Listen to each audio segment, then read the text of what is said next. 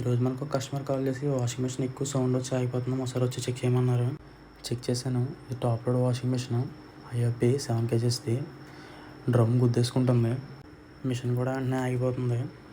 ఈ machine suspension రాడ్లు పోయేసారు, అందుకే మిషన్ ఇలా గుద్దుకుంటుందని చెప్పాను. కొత్తవి మార్చుకోవాలని చెప్పాను, మార్చేమన్నారు కస్టమర్. అండ్ ఈ సస్పెన్షన్ రాడ్ వల్ల యూజ్ ఏంటంటే డ్రమ్ వెయిట్ మొత్తాన్ని 4 రాడ్లే బ్యాలెన్స్ చేస్తాయి. ఎప్పుడైతే మనం బట్టలు దుప్పట్లు బాగా ఎక్కువ వేసి యూజ్ చేస్తామో అలాంటి టైంలో కొన్ని రోజులకి పోతుంటాయి ఇవి. అండ్ మిషన్ కూడా ఇప్పుడు లెవెల్గా ఉండాలి. లెవెల్గా ఉండకుండా కొంతమంది చాలామంది కింద దీనికి అడ్జస్ట్మెంట్ వీలు ఉంటుంది, దాన్ని చూసుకోకుండా నార్మల్గా పెట్టేస్తారు. మనం మిషన్ చేతిలో ఊపుతుంటేనే ఊగిపోద్ది. ఇంకా అది స్పీడ్గా స్పిన్ టైంలో తిరిగేటప్పుడు ఏమవుతుంది అంటే ఫాస్ట్గా తిరుగుతూ గుద్దేసుకుంటుంటుంది. చాలామందికి తెలియక ఇంకా అలా వదిలేస్తారు, దానివల్ల కూడా జోకర్స్ పోతాయి. అండ్ మిషన్ స్క్రూలన్నీ తుప్పట్టిపోయినాయి. డ్రిల్లింగ్ మిషన్తో కట్ చేసి తీసాను 2 అయితే. అండ్ ఇప్పుడే కొత్తగా వాషింగ్ మిషన్ రిపేర్ ఎవరైనా నేర్చుకునే వాళ్ళకి ఇది కొంచెం యూస్ అవ్వచ్చు.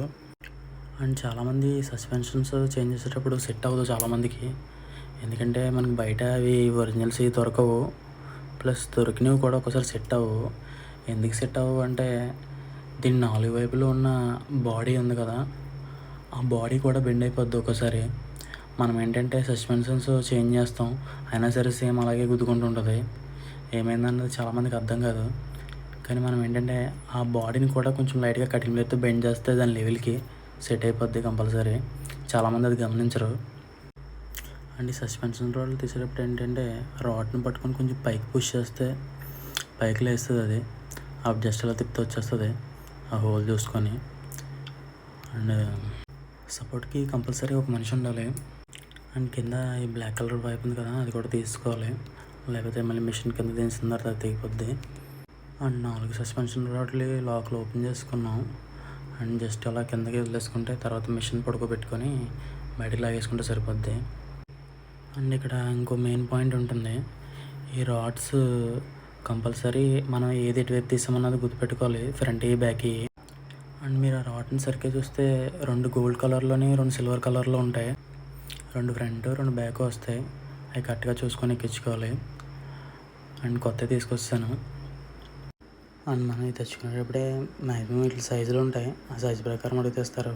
బట్ పాతవి పట్టుకెళ్ళి తెచ్చుకుంటే ఇంకా బెటరు. అండ్ కొత్తవి ఎక్కిస్తాను. అండ్ ఎక్కించేటప్పుడు ఏంటంటే మనం పాత ఇప్పినప్పుడు ఎలా ఇప్పామో సేమ్ యాజ్ ఇట్ ఈజ్ అలాగే ఎక్కించుకోవాలి. ఇప్పేటప్పుడు మాత్రం కంపల్సరీ గుర్తుపెట్టుకుని ఇప్పుకోండి, లేకపోతే మళ్ళీ కన్ఫ్యూజ్ అవుతారు. అండ్ ఈ 4 సస్పెన్షన్ రాడ్లు సరిగ్గా ఫిట్ అయ్యా లేవో చెక్ చేసుకోవాలి ఒకసారి. అండ్ ఈ వీడియో మాత్రం మీకు నచ్చితే లైక్ చేయండి, సబ్స్క్రైబ్ కూడా చేయండి. అండ్ ఇలాంటి మంచి వీడియోలన్నీ ఇంకా పెడుతుంటాను. అండ్ మిషన్ మొత్తం అసెంబుల్ చేస్తాను. అండ్ బట్టలు సర్పు గట్ట వేసి ఒకసారి ట్రైల్ వేద్దామని చెప్పి వేసాను. అండ్ చాలామంది washing machine tub clean option అసలు వాడరు. కంపల్సరీ టబ్ క్లీన్ ఆప్షన్ కూడా యూస్ చేసుకుంటూ ఉండాలి. అండ్ మన బట్టల్లో మట్టి గట్ట చాలా ఉంటుంది కదా, మట్టి అంతా మిషన్లో పట్టేస్తుంటుంది.